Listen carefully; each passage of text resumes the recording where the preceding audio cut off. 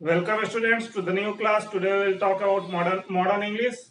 Though in our last classes of language, history of language, we have talked a little about those features of English that we find in modern English. But there are a lot of things that should be discussed in a little more detail. That is why our today's topic will be modern English. We have already talked about Old English, we have already talked about Middle English and the development of Standard English.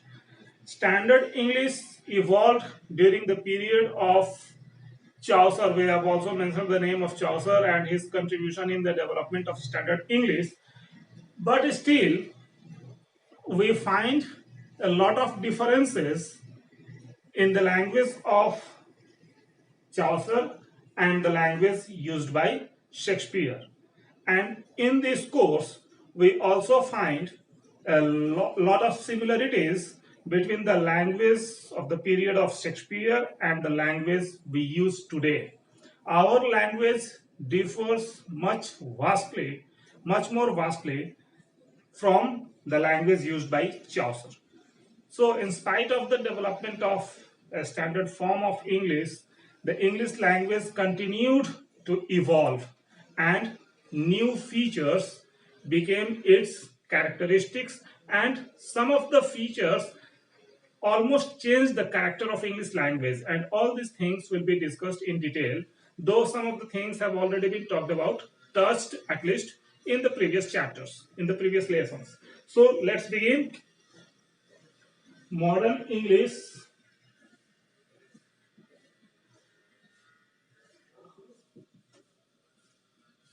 Students, you already know that the division we have given to the different phases of English language, to the development of English language,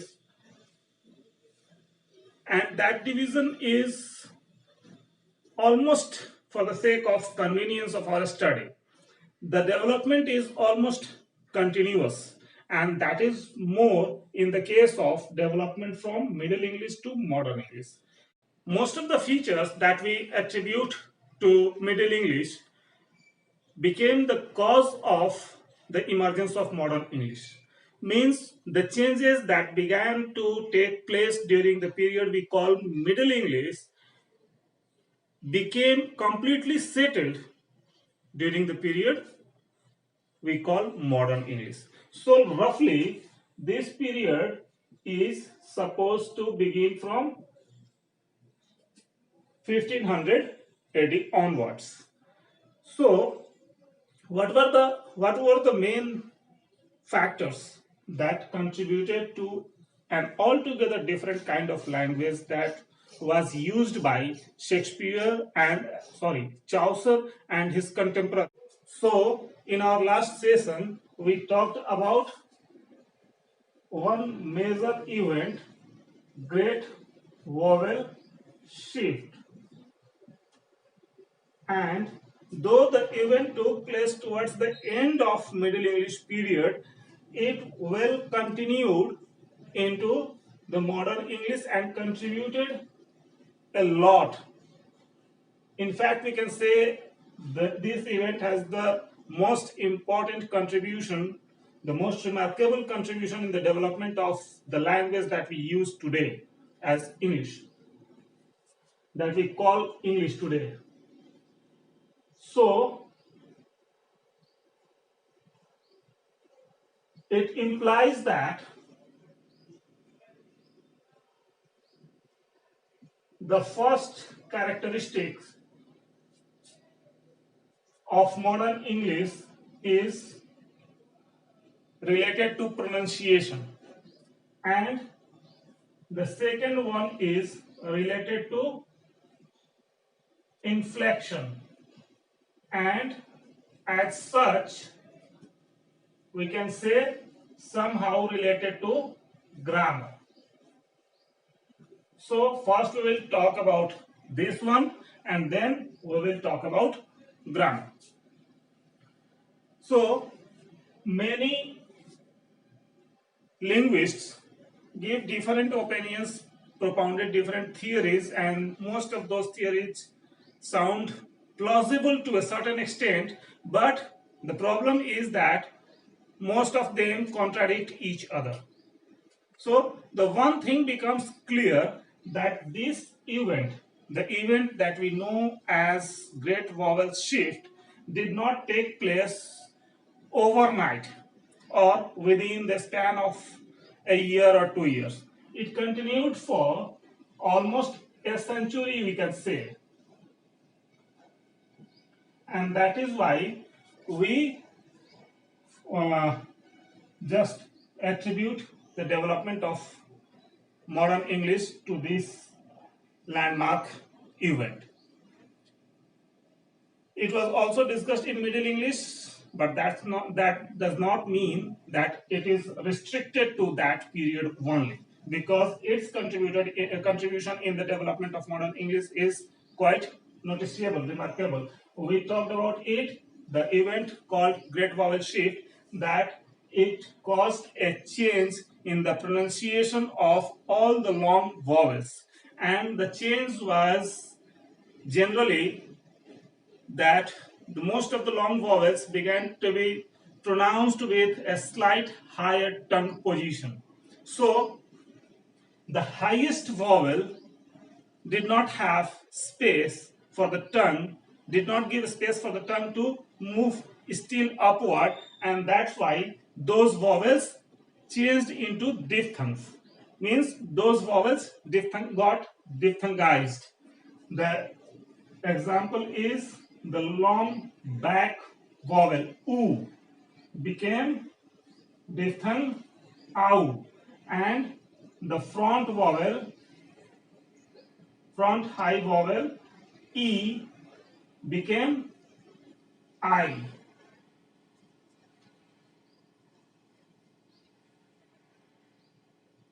So we have moose as mouse and thief as five. So these examples are quite easy to remember for the students. That's why I repeatedly give this example. In our last class as well, I gave these examples, these two examples. I focused on these two examples, and these words are quite common. So, but these simple sounding changes caused a tremendous change in the pronunciation pattern of most of the words of English, because most of the words had long vowel sounds. A word cannot be pronounced without the use of a vowel sound, and it is quite natural, and so most of the words with long vowel sounds changed. The way of their pronunciation changed. Many linguists attribute different factors to this change. Some of the linguists are of the opinion that after Black Death, the event called Black Death, there was a great demographic shift in England. The people of northern part of England shifted to the southern part, and that caused a change in their pronunciation pattern, and that is why we have this event called Great Vowel Shift.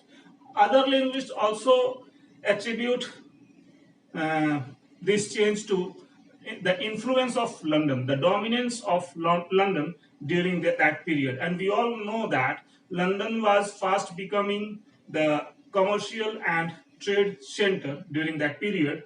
So it might have been a cause in affecting this change in pronunciation pattern. People, in their attempt to emulate the London English, might have in the course of time changed their pronunciation pattern, and that's why we have a different kind of pronunciation pattern in English during this period. But all these events would not have taken place within a short period. That is not possible. No linguistic change can take place within a short period. So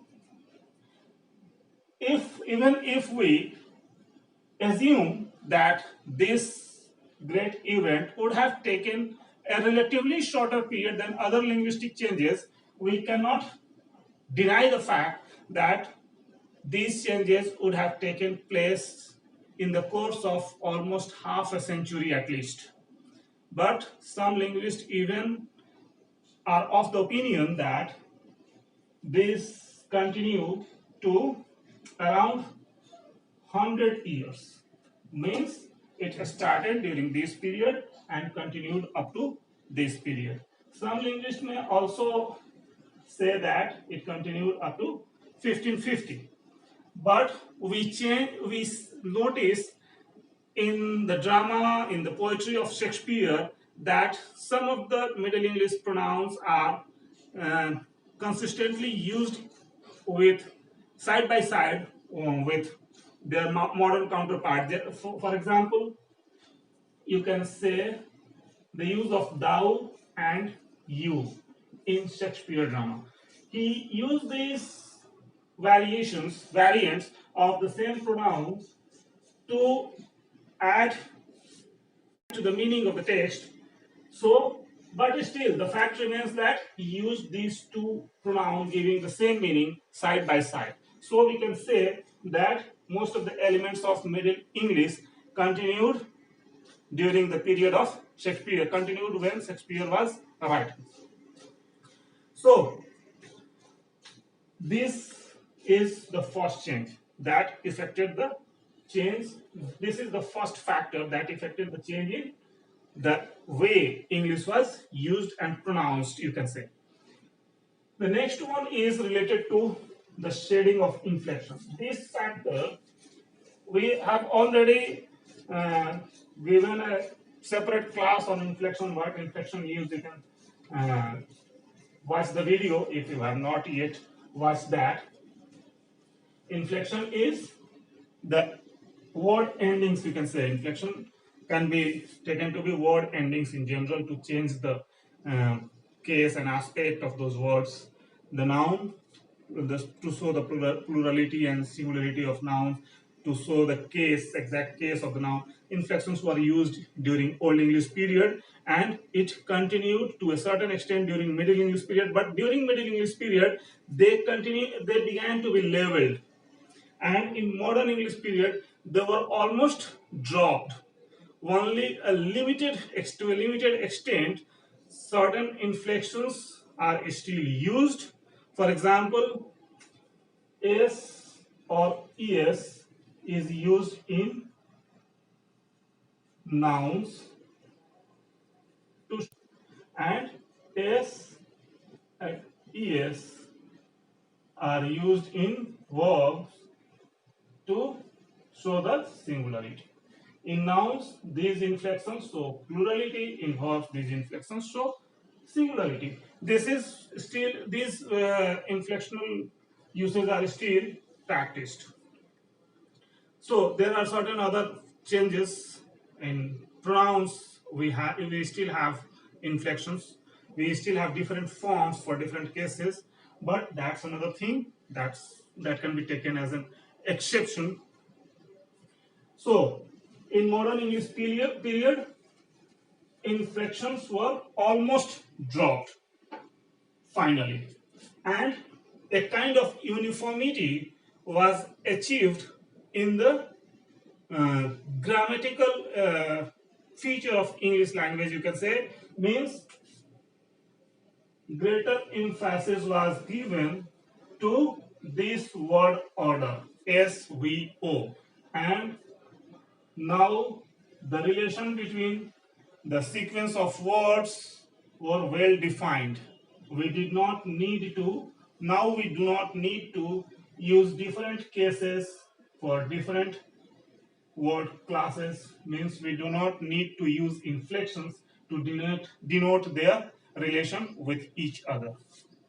So this caused a major change in the grammar of English language.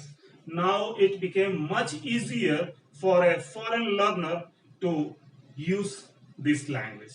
So these two are the main features, the main factors as well that marked the development in English language, and we use the English language in this way still.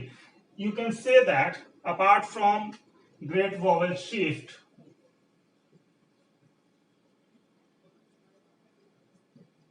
and this dropping of inflection, no such radical change took place in English language after, you can say, 16th or 17th century. There were changes. English language continued to evolve and it is still developing. New words keep coming in English language that affect the character of language to a certain extent. And since English is the most widely used language, so it is bound to change and different factors continue to work on it. But such great changes, such radical changes did not take place after this period. You can say 16th or 17th century. But still, the changes that took place during that period continued in different ways. Means, apart from the great vowel shift and inflection, we have another factor as well that contributed to the development of English language and changed to a certain extent the character of English language, and that factor is the continuation of borrowing of foreign words. We already know that English has a particular predilection for the foreign words, and right from the beginning, means right from the middle Old English period, we find Latin influences, Latin words just making their way into English language and affecting the character of English language, and that process continued in the Middle English as well, where apart from Latin, French became one of the dominant languages that influenced the character of English language, and most of the time the shading of the leveling of inflections are also attributed to the influence of French during that period by some linguists as well. And this process continued even after Renaissance. Actually, the writer during the period of Renaissance and during the centuries immediately following Renaissance found the words in English language inadequate to express their new ideas, new concepts, and so they relied on the foreign words, the Latin words, the French, the Greek, and still, apart from these words, these languages, uh, we find the we find the infusion of Arabic words, words from other Asian languages, words from Australasia, and all those different languages, Afrikaans, you can say. The main reason was that English went beyond the boundary of England during that period, and the process of colonialism, the process of the expansion of English language continued during this period, started during this period and continued to 3-4 centuries. So you can say that was one of the reasons that new words found their way into English language and affected the character of this language to a great extent. Apart from that, apart from means word stock, foreign word stocks made their way into English language during this period, and that affected its character as well. So now we have an outline of which factor contributed to the development of modern English, the language English that we use today. But there were still certain changes.